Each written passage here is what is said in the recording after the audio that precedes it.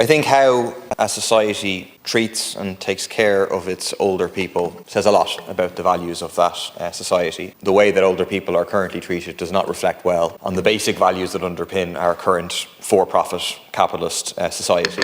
It's a society and an economy where care work is massively undervalued, under-offered, under-provided, and where it is provided is done so on a for-profit basis, often with very high levels of exploitation of those who are providing it.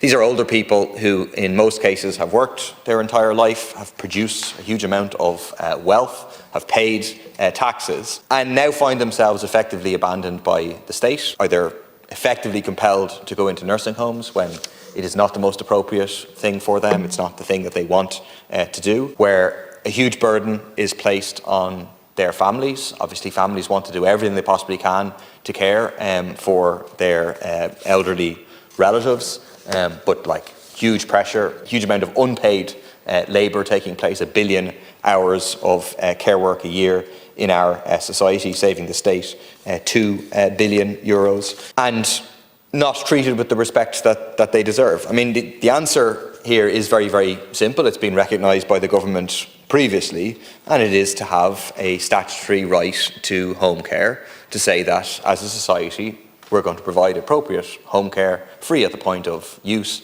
paid for through general progressive taxation. It is a political choice not to do that. We live in a wealthy society. We have a surplus over the coming years of €65 billion. And yet, what we've seen, it's been outlined in this debate, is just delay after delay after delay. This scheme, since the 2016 programme for government, originally targeted for implementation in 2021, and yet here we are in June 2024 with little progress. In 2020, then Minister for Health Simon Harris claimed, "We have a scheme nearly ready and a new government, whoever the Minister for Health may be, should be in a position to bring that forward quite quickly."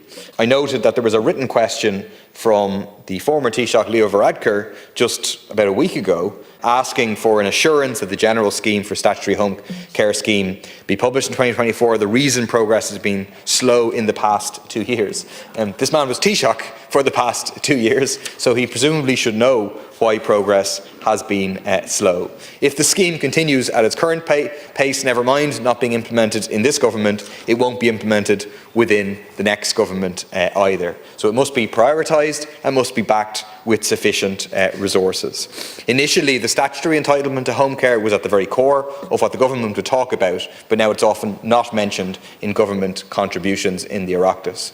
Funding has been rarely mentioned in the last 4 years, and funding options have not been developed. And the consequence is the picture that we see, the effective abandonment of many older people. Family Carers Ireland say that 74% of those surveyed report that the individuals they support do not receive sufficient formal support. And we obviously know that we're heading to a situation with more and more older people, so we need to resolve this urgently.